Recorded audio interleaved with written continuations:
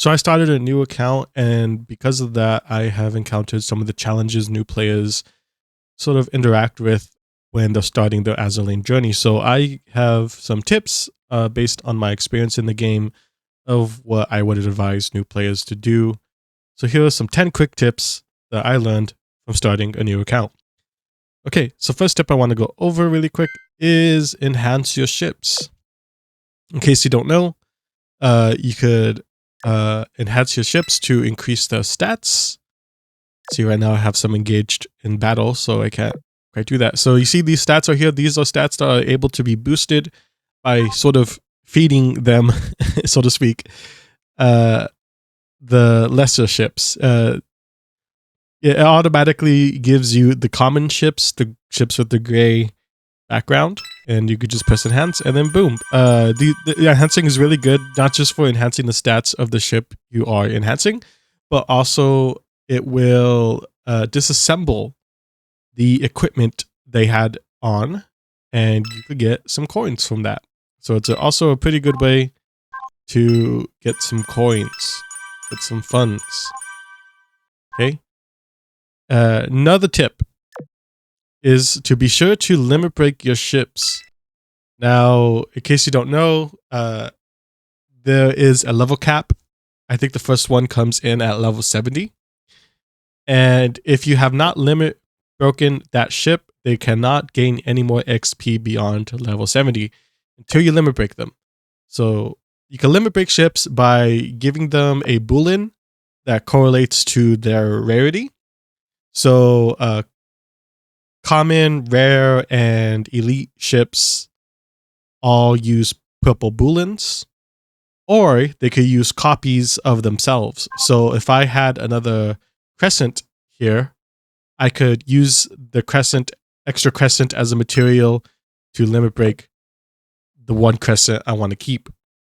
This also goes for retrofitting. A lot of the ships you get early on in the game have retrofits, and the very last little like skill tree thing you have to fill out is sort of similar to limit breaking them. You need a material that is either a boolean or a copy of them, so keep that in mind. And you limit break up to 3 times.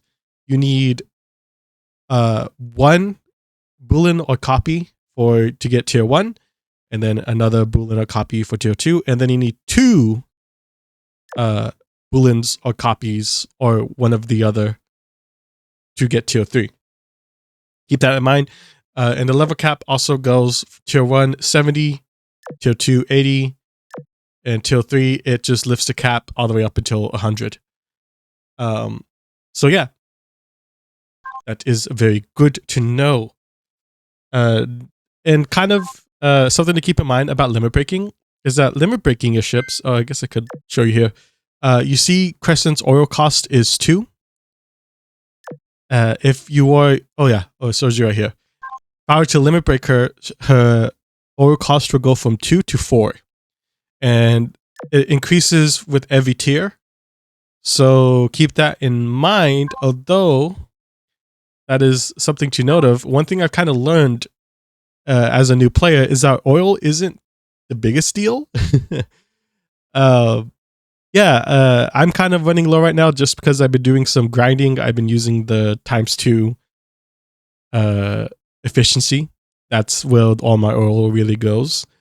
But my advice is to just go to the shop and be sure to pick up your I think it should usually be here. It's the first thing that's listed, is your 4,000 oil you get every single week.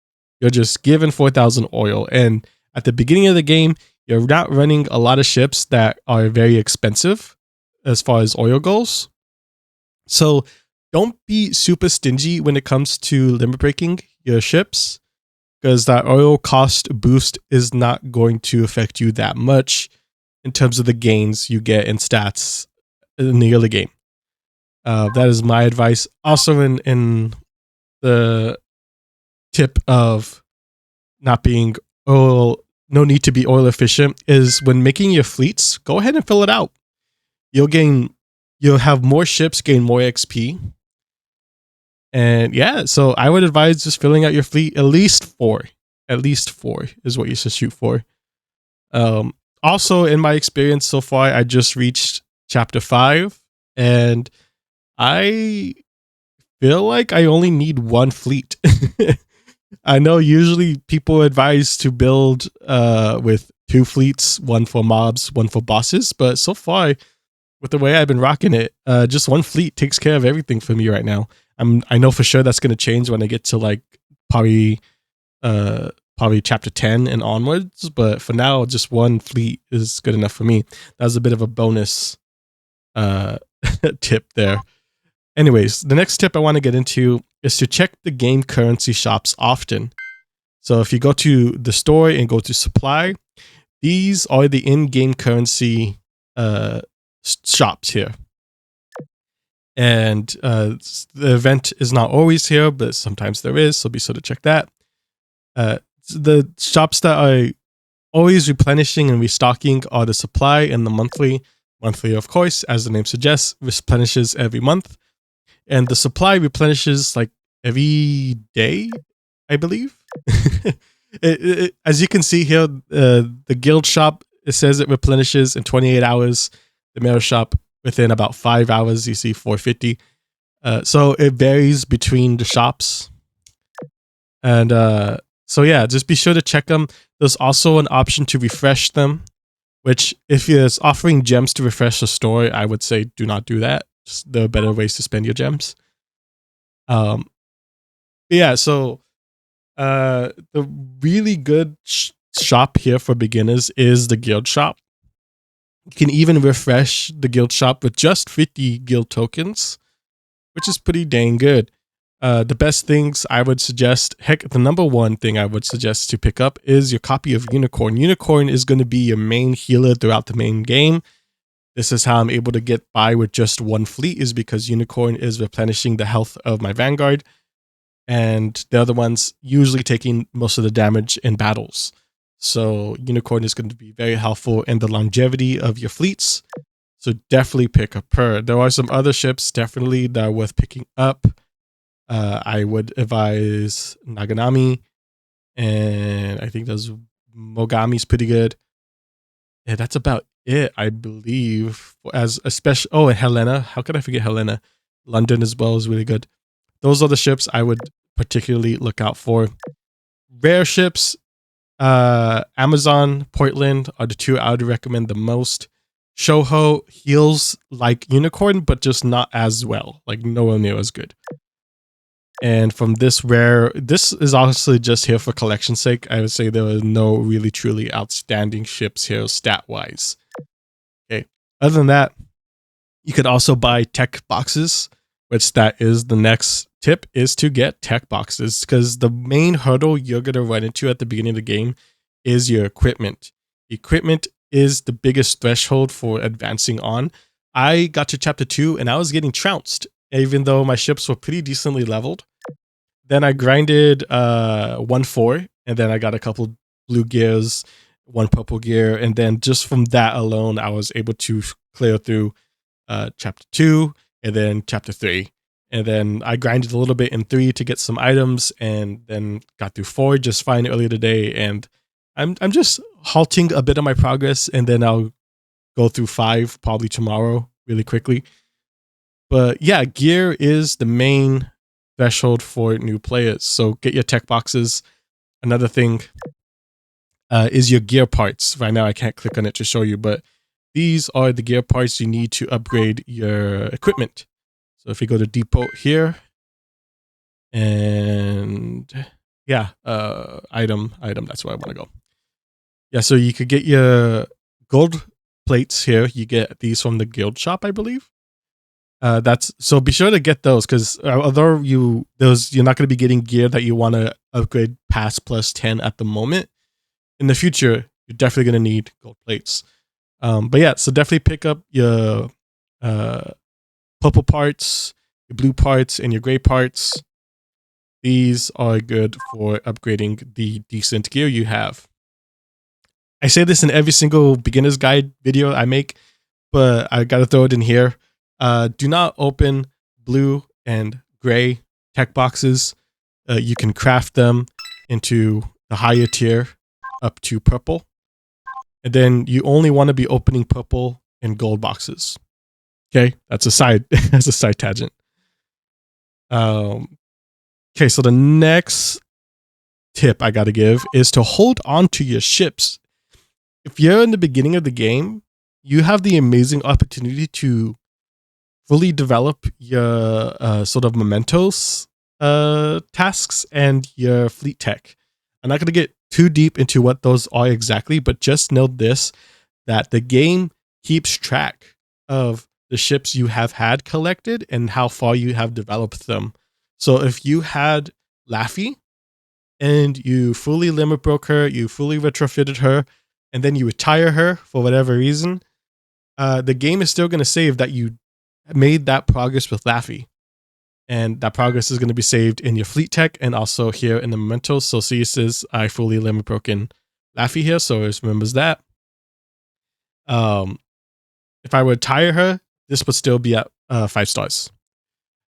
And yeah, so you have an amazing opportunity if you're starting out to be able to keep track and hold on to all your ships. Because in the beginning of the game, there's a lot of ships that you get that you are kind of rewarded for developing. So yeah, hold on to your ships, develop them, limit break them, retrofit them, and you'll clear these tasks and you'll get certain rewards. I don't know what these are for. These model ship things, I think they're just for like the badge of like, you did it.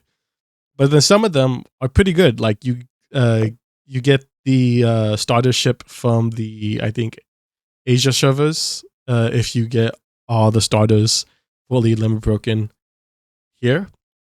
So yeah, sometimes you get ships, and I cleared some earlier ones. Okay, yeah.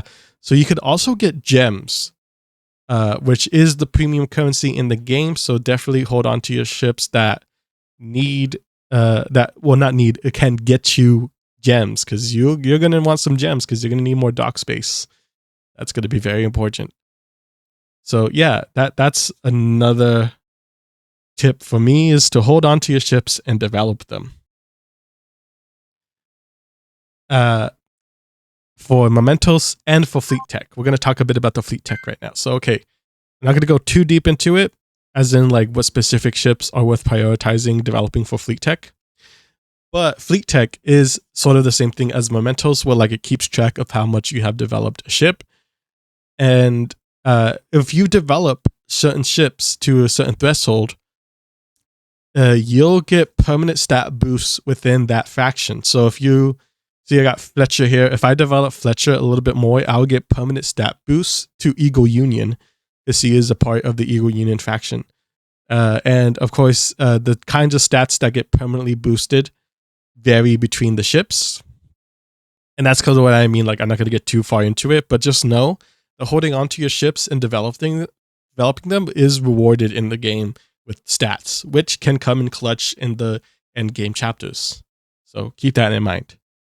And as far as my last tip for this video is to take your time.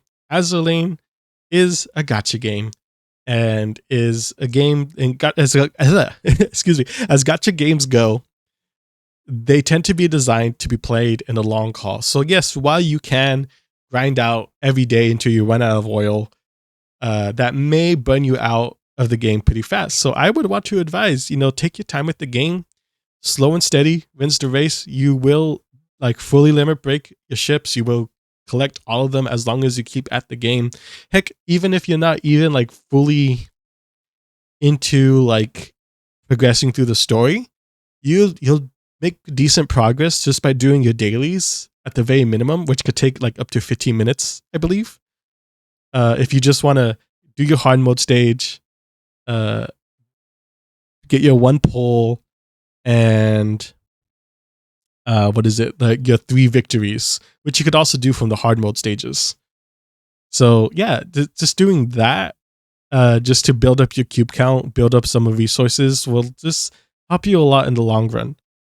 So yeah, that's my final bit of advice that I have sort of learned with starting this new account. Hope you found any of this helpful.